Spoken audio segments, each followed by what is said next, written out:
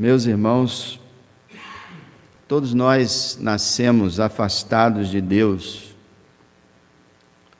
somos culpados por nossos pecados e carentes da salvação.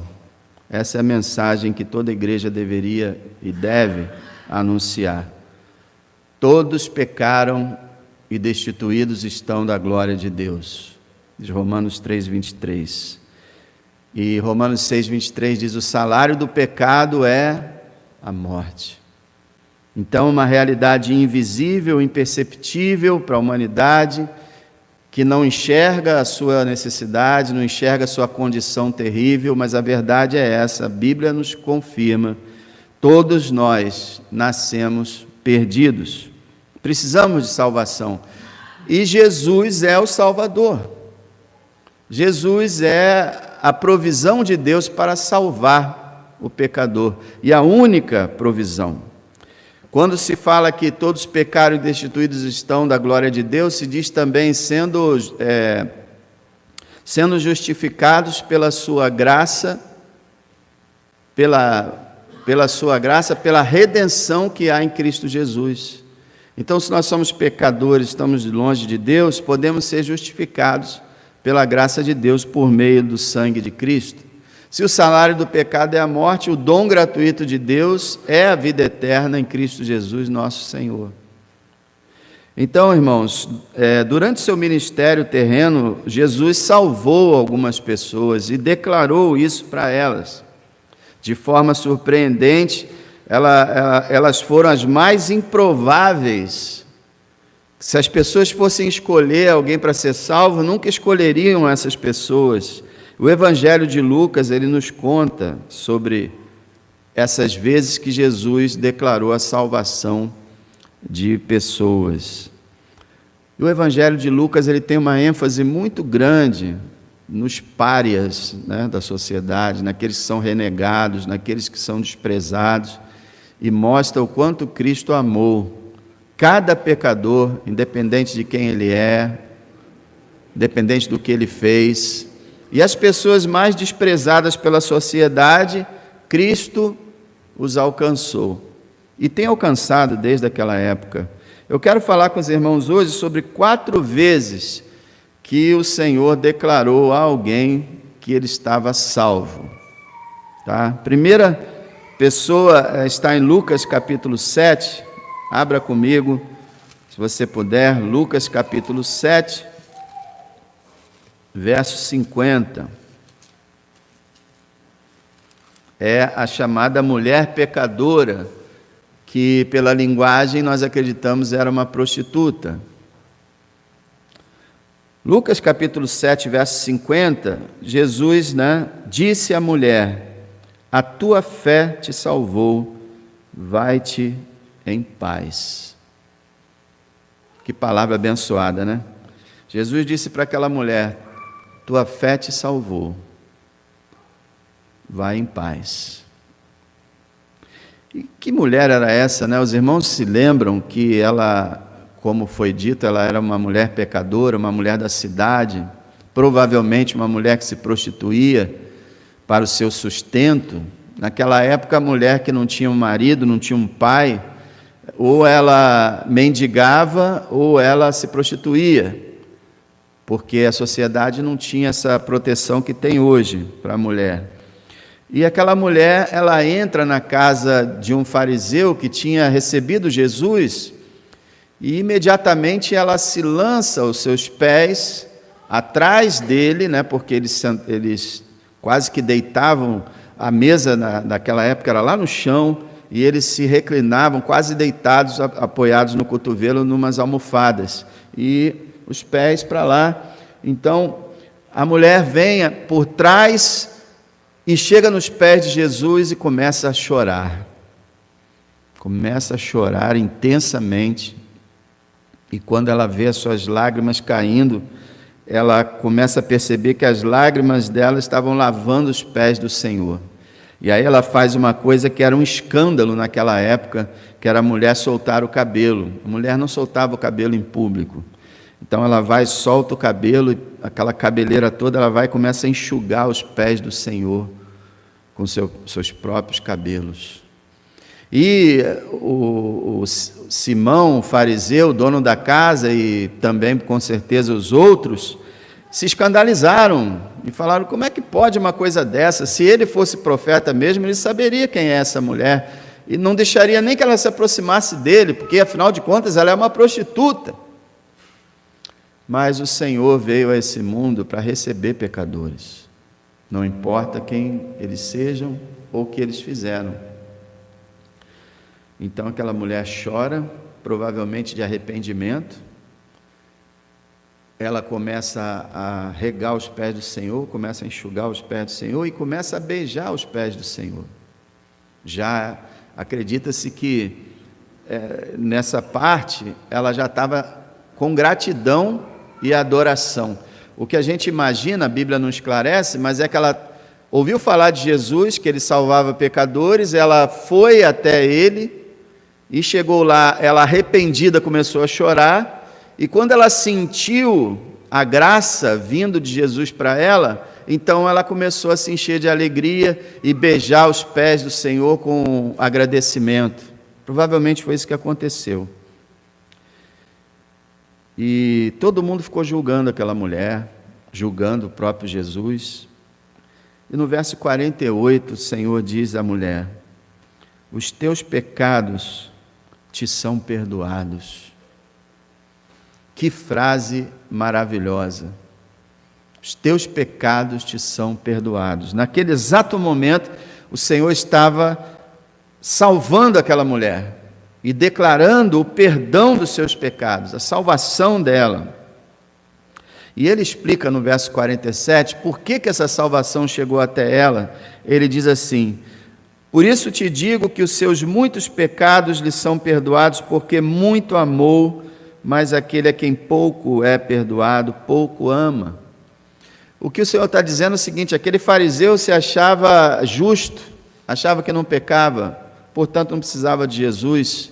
Agora aquela mulher sabia que era uma pecadora, sabia que ela estava devendo muito a Deus pelos seus pecados diante dele, então ela vai com tudo para realmente obter o perdão. Ela recebe aquele perdão, e aí o coração dela se enche de amor. E o Senhor explica: quem muito é perdoado, muito ama. Então, meu irmão, você é salvo. Você se considera muito perdoado ou mais ou menos perdoado? Ou pouco perdoado? Você acha que é uma pessoa que nunca fez mal a ninguém, portanto, você quase que mereceu ser salvo? Se for esse o teu caso, você vai amar muito pouco Jesus. Vocês veem como é que é importante a doutrina do pecado? Porque quando a gente entende o pecado e percebe como a gente é pecador, aí a gente vai a Cristo, percebe a salvação que a gente recebeu e a gente é tomado de amor por Ele, porque Ele nos salvou. Então, quanto mais uma pessoa reconhece o seu pecado, mais ela ama aquele que a salvou. Ele fala: os teus pecados estão te perdoados. No verso 49, aquelas pessoas falam: quem é esse que até perdoa pecados? Porque os judeus sabiam que só uma pessoa pode perdoar pecados. Sabe quem é? Deus. E aí eles disseram: um absurdo isso é uma blasfêmia. Como é que este homem declara o perdão dos pecados? Homem nenhum pode declarar o perdão dos pecados de ninguém. Eles estavam certos. Só que aquele homem, ele tinha uma outra natureza, além da natureza humana. Ele tinha a natureza divina. Ele era e é Deus. Então, como Deus, ele podia perdoar pecados. Isso é uma afirmação da sua divindade. E aí ele fala para aquela mulher: a tua fé te salvou, vai-te em paz. Você está salva, pode ir em paz. Quer dizer, pode ir por onde você for, que a paz de Deus, que excede todo entendimento, vai guardar seu coração. Eu estabeleci a paz de Deus para com você. Agora você está em paz. Esse é o primeiro caso, uma palavra maravilhosa, dita para uma prostituta. É claro, meus irmãos, não podemos nos confundir aqui. Jesus não salva pecadores para continuar no pecado. Lógico que não. Aquela mulher foi salva e desde aquele momento ela deixou de ser prostituta. Assim como aquele ladrão que Jesus salvou pouco antes dele morrer, aquele ladrão deixou de ser ladrão. Se ele fosse solto da cruz e deixado ir embora, ele não iria mais roubar ninguém, porque ele foi alcançado pela salvação de Cristo. Então veja, as pessoas confundem muito isso. Cristo recebe qualquer pessoa, independente do seu pecado, independente, pode ser o maior criminoso que for. Cristo recebe qualquer pessoa, mas quando ele recebe, aquela pessoa muda, já não é mais a mesma pessoa. Então essa mulher agora passou a ser uma santa mulher de Deus. Aliás, a tradição católica, que não temos assim prova, né? Mas eles dizem que essa mulher seria Maria Madalena. Se era Maria Madalena, né? Porque a gente não sabe, mais uma prova da transformação dela, que ela deixou de ser prostituta, deixou de ter 7 demônios e passou a ser uma das servas de Deus mais dedicadas que existiram na história da igreja, tanto que ela foi a primeira pessoa que viu Jesus ressurreto. Maria Madalena foi tão fervorosa, tão destacada, que criaram heresias aí, dizendo que ela que governava a igreja, que ela casou com Jesus, que ela teve filho com Jesus. Aí é ridículo, isso é de gente que não sabe o que falar, nem o que pensar. Mas então essa mulher, se é ela, a gente vê essa transformação impressionante. A segunda pessoa que eu quero mostrar para os irmãos está em Lucas capítulo 8, verso 48, e é a chamada mulher impura, e a gente vai explicar por que impura.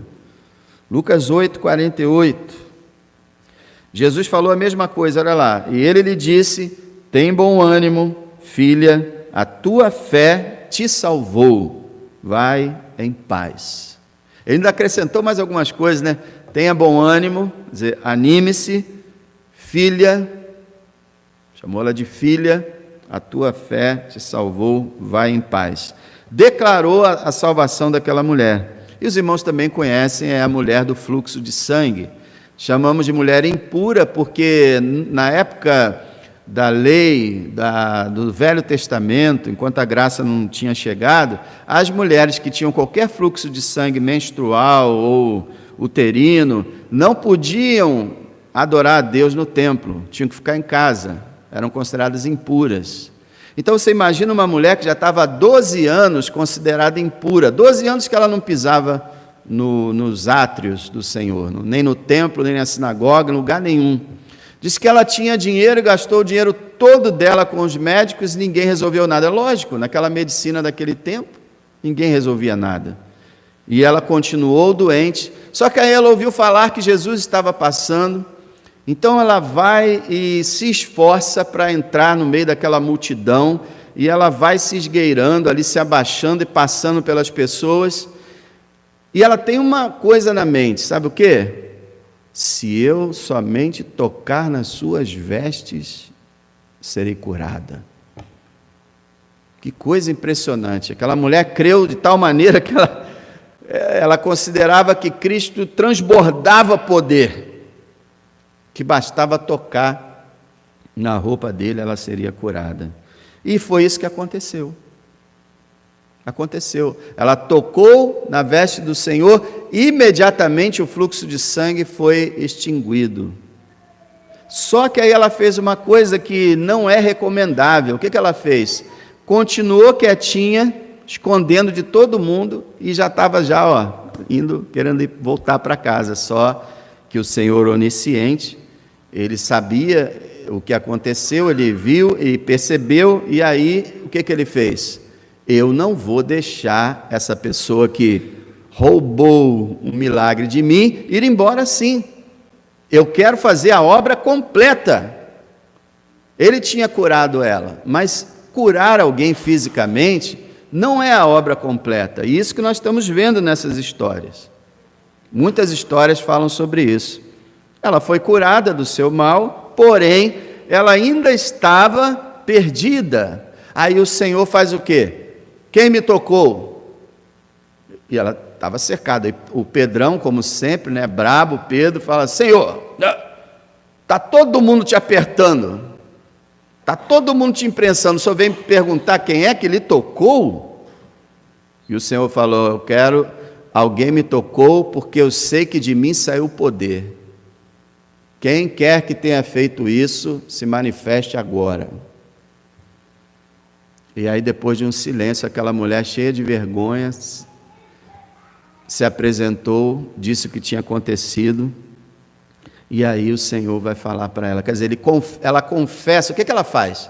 Ela confessa publicamente sua fé em Cristo, diante de centenas de pessoas, e aí o Senhor diz, no verso 48, tem bom ânimo, porque ela era uma pessoa desanimada, porque vinha 12 anos sofrendo.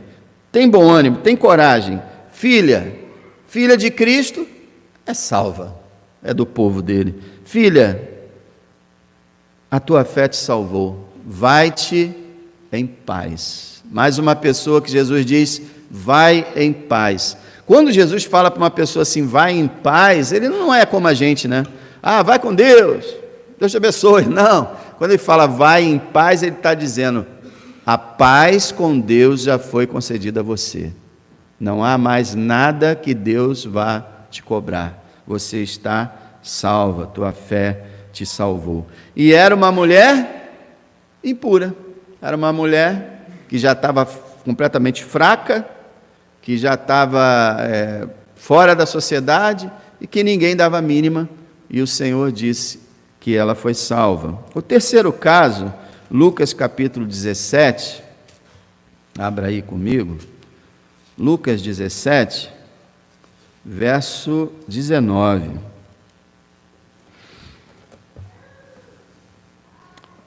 Veja lá. E disse-lhe, levanta-te e vai, a tua fé te salvou. Mais uma vez o Senhor fala, né? A tua fé te salvou. Levanta-te, porque aquele homem havia se prostrado diante dele. Levanta-te, vai, continua a sua vida. A tua fé salvou você. Você está salvo. E quem é aquele homem? Quem é esse homem? A partir do verso 11 a gente vê a história dele. O que aconteceu foi o seguinte, havia 10 leprosos que estavam passando e quando viram o Senhor e falaram, Senhor, tem misericórdia de nós. Eles sabiam que podiam ser curados por ele. Aí o Senhor falou assim, muito bem, vão, apresente-se ao sacerdote. E quando eles deram lá os seus 10 passozinhos, eles viram que estavam curados, todos os 10. A lepra naquela época era uma doença incurável, que chegava a matar as pessoas e bania elas do convívio social, porque era altamente contagioso. E os 10 viram que estavam bons, né? Ficaram bons, e o que eles fizeram? Fizeram o que muita gente faz nessas igrejas que prometem curas, e às vezes podem até realizar, não sei. A pessoa vai lá para ser curada, obtém a cura e volta nunca mais. Esses leprosos fizeram isso, foram embora. Ele não mandou a gente ir lá no sacerdote? Então vamos obedecer o que ele está falando, né? Aí foram para o sacerdote, só que um voltou. Veja o verso 15. E um deles, vendo que estava são, voltou, glorificando a Deus em alta voz. Se Deus te curou, a tua resposta deve ser glorificar a Deus, não só com a tua voz, mas com a tua vida. Mas as pessoas não, elas, o Senhor me curou e vão embora, nunca mais voltam para dar glória. Esse homem voltou. E o verso 16 fala assim, que ele caiu aos seus pés, ele caiu aos pés de Cristo, com o rosto em terra, dando-lhe graças. Quer dizer, ele adorou, ele colocou o rosto em terra, demonstrando o seu temor e a sua admiração, e ele deu graças. tudo que uma pessoa salva faz. E aí vem a grande surpresa. Eu esqueci até de falar, né? Ele não era só um leproso. Olha o final do verso 16. E este era samaritano. Samaritano era, para o judeu, como se fosse o maior inimigo. Judeu, gentio não se dão. Hoje em dia, por exemplo, judeu e palestino não se dão de jeito nenhum. Existem as divisões, né? Judeu e samaritano não se davam. E os judeus, os 9 judeus foram embora, e o único que não era judeu, que não tinha, vamos dizer assim, obrigação com Israel, com Deus de Israel, com nada, ele volta para adorar e para dar graças. E aí a pergunta no verso 17, respondendo Jesus, disse: não foram 10 os limpos? Onde estão os 9? Essa pergunta é clássica, né? E dos anos que nós temos de igreja, nós já ouvimos muito essa mensagem. Essa mensagem fala para a igreja sobre a falta de gratidão do crente. Porque Deus o salvou e, por exemplo, nós somos 80 membros, 80 e poucos. Quantos devem ter aqui? 30? Onde estão os outros 50? Essa é a pergunta do Senhor. Ué, eu fiz um milagre, este homem reconheceu e veio me adorar, mas cadê o restante?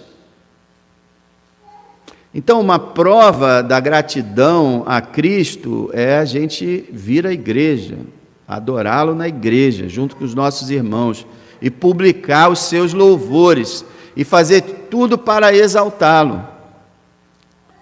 Então, esse homem, que foi o único que foi até Cristo e se prostrou, o Senhor disse, ele continua falando no verso 18, olha, não houve quem voltasse para dar glória a Deus, senão este estrangeiro, cobrando do povo de Deus, né, a adoração, a gratidão. E aí, no verso 19, ele fala, levanta-te, porque ele estava lá no chão, levanta-te, vai, a tua fé te salvou. Veja, olha que bênção é quando você entende a importância da coisa.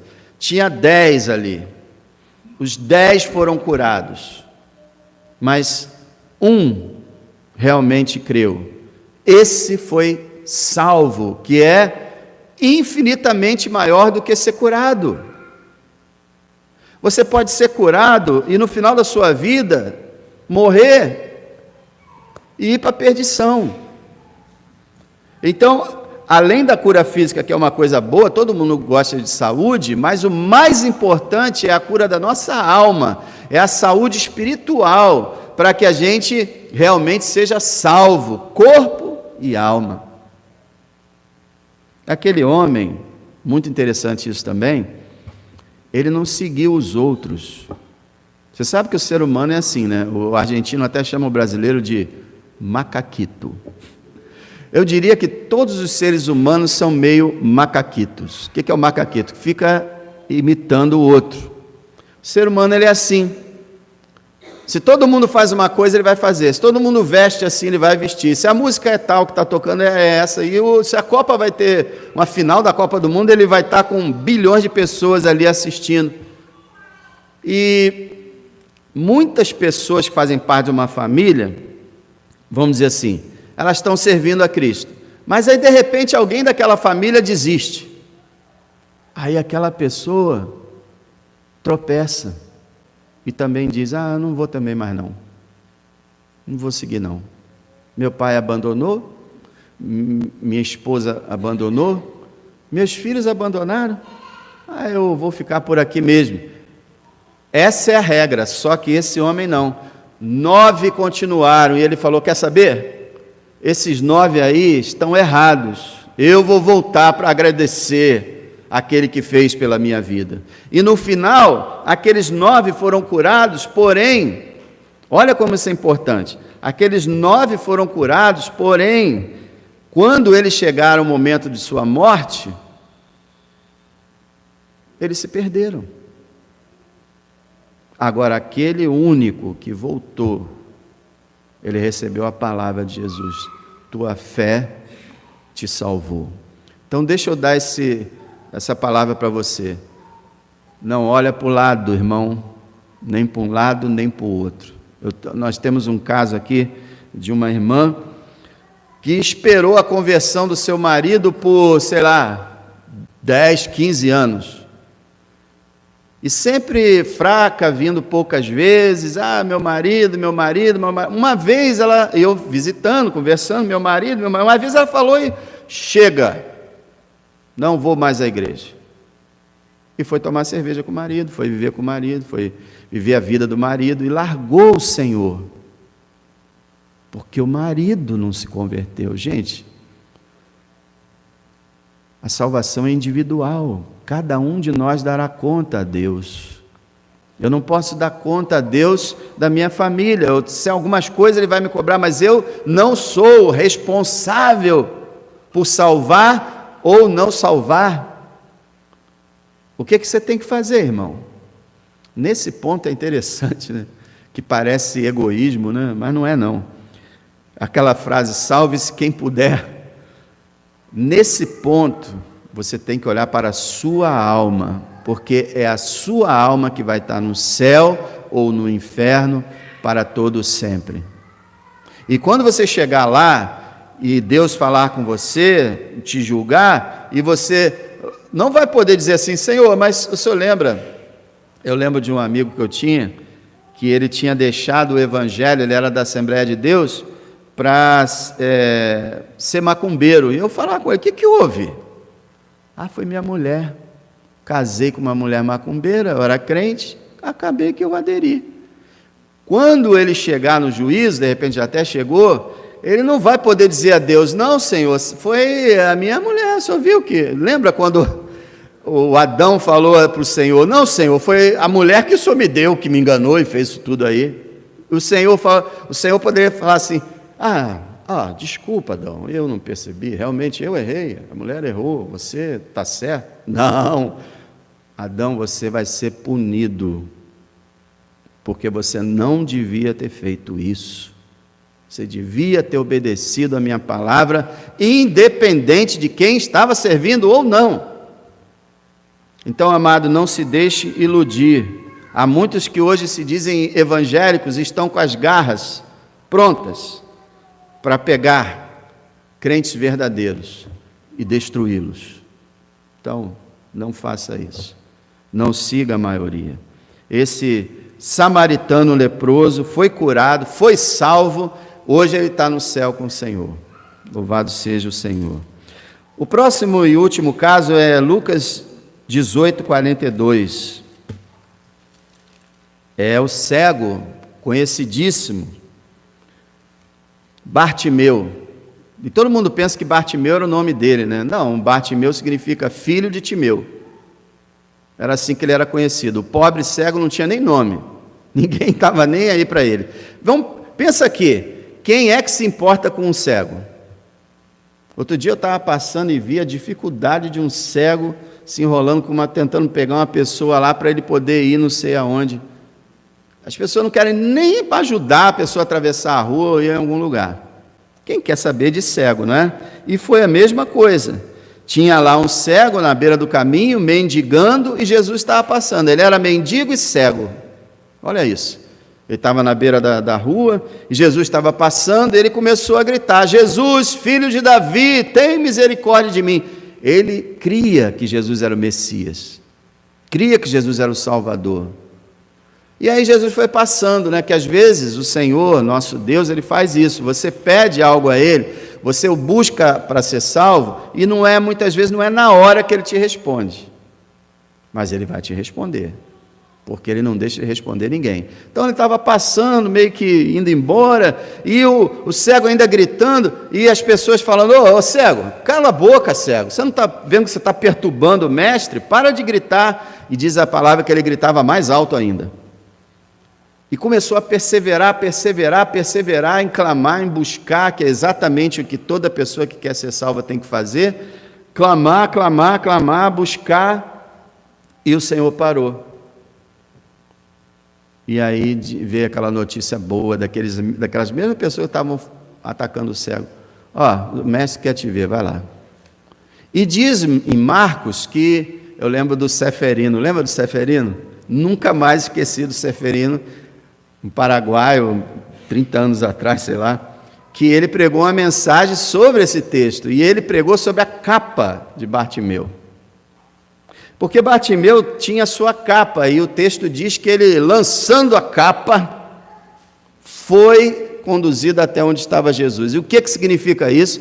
Ele explica que a capa de uma pessoa sem condição financeira é como se fosse seu apartamento, é sua casa, é tudo que ele tem, onde ele se cobre, onde ele se protege do sol, do frio. É a peça mais importante que ele tem, aliás, é a única, né, praticamente. E ele lançou fora a capa, sendo ele cego. E as pessoas vão levar. Por que ele fez isso? Verso 42, no capítulo 18. Jesus lhe disse: vê, a tua fé te salvou. Ele lançou aquela capa porque ele creu que não ia precisar mais dela. Gente, o que é isso? Quando Jesus falou com ele, vem, manda buscar, ele falou, hoje é o meu dia. Não tem mais capa não, acabou a capa. Eu agora vou ter uma vida nova, meus olhos vão ver. Você pensou que é uma pessoa cega, a tristeza que é? Veja como aconteceu, versículo 40. Então Jesus, parando, mandou que lhe trouxessem, e chegando ele, perguntou-lhe, dizendo, que queres que te faça? E ele disse, Senhor, que eu veja. E Jesus lhe disse, vê, a tua fé te salvou. E logo viu e seguia-o, glorificando a Deus, e todo o povo, vendo isso, dava louvores a Deus. Aquele homem não só recobrou a vista, ele já tinha alguma visão espiritual, por chamar Jesus de filho de Davi, por pedir misericórdia. E a visão dele foi completada, quando Jesus falou para ele assim, vê. Eu tenho certeza que Jesus disse, em outras palavras, Jesus disse, vê com esses olhos e vê espiritualmente. Eu vou te dar duas visões agora. Você vai ter a tua visão natural, você vai ter a tua visão espiritual, porque a tua fé te salvou. Louvado seja Deus. E quem ele era? Um cego. Então, uma prostituta, uma impura, um samaritano leproso e um cego. E o Senhor salvou os quatro. Salvou também a nós. Quem somos nós? O que é o Parque Flora? Que somos nós para a sociedade? Absolutamente nada. E Ele nos salvou, e salvou milhões de pessoas. Agora, você notou algo igual em cada uma das falas? Essa fala é justamente aquilo que precisa, que você está faltando, está precisando para ser salvo. A fé. A tua fé te salvou. Jesus era um homem humilde. Jesus não estava literalmente dizendo que aquela pessoa foi salva pela fé. A fé salvou ela, sim. Quem salvou essas pessoas foi Ele, Jesus Cristo. A fé é o elo, é o vínculo que leva a Ele.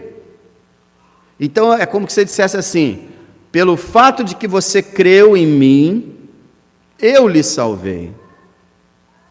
Mas então essa maneira de você ser salvo, essa maneira de você apreender a pessoa e a obra de Cristo e receber a vida eterna é pela fé.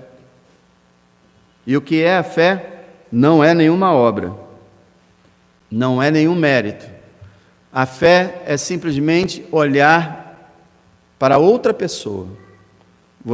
A fé, quando olha para si mesma, a pessoa que tem fé, quando olha para si próprio, diz: nada há em mim, como aquele famoso hino, nada em minhas mãos eu trago, simplesmente a tua cruz me agarro.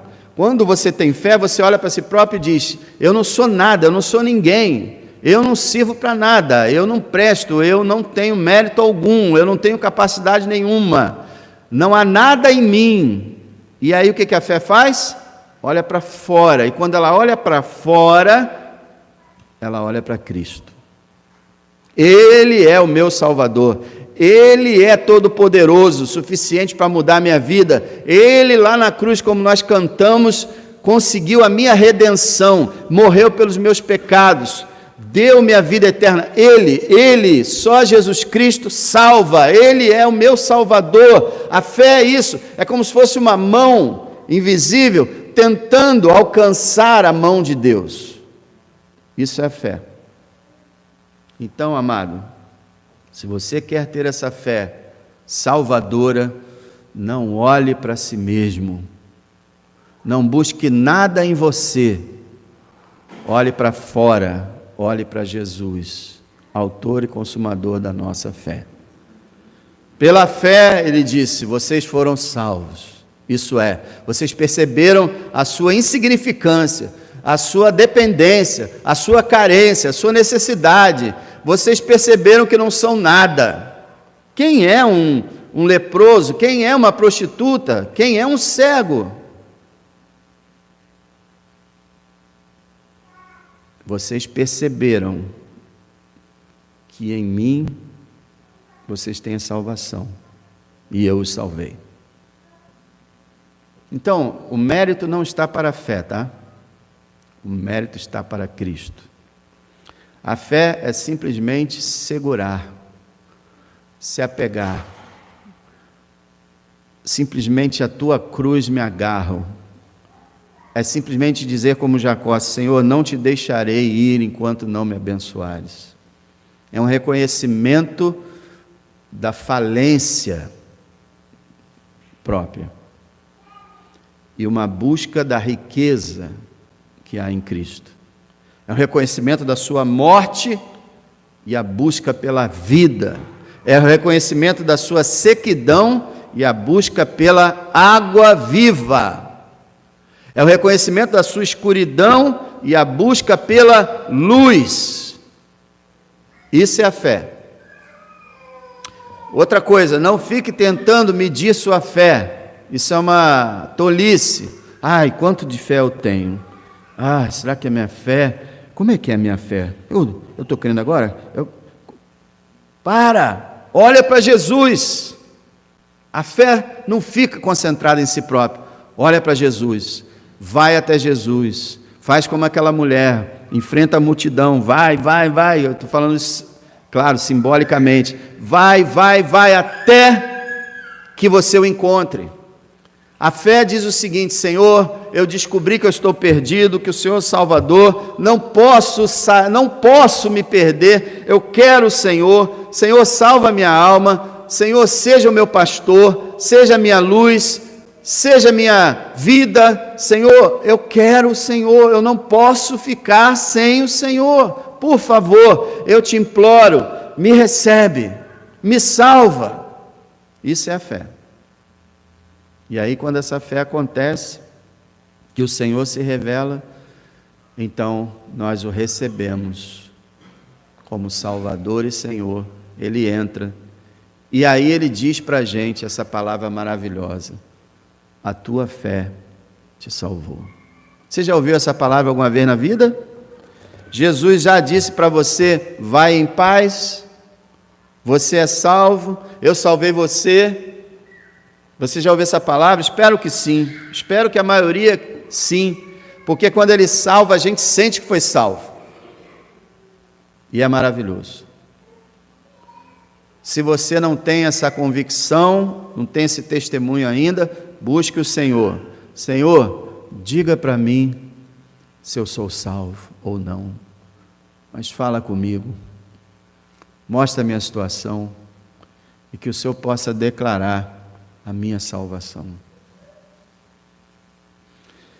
Pai, obrigado pela tua salvação concedida em Cristo. Espírito Santo, obrigado por poder anunciar mais uma vez a tua salvação maravilhosa. Obrigado por esses irmãos que estão sempre conosco, ouvindo alegremente a tua mensagem, crendo no que é dito na tua palavra. Obrigado, Senhor. Obrigado pelas pessoas que o Senhor já disse, a tua fé te salvou. E aqueles que ainda não ouviram isso, eu oro, Senhor, nesse momento, para que eles ouçam, para que eles creiam, para que eles saibam que só Jesus Cristo salva. E eles possam ouvir do teu Espírito: vai-te em paz, a tua fé te salvou. Que a graça do Senhor Jesus Cristo, o amor de Deus, o nosso Pai, e a comunhão do Espírito Santo seja sobre a sua igreja, hoje e eternamente. Amém.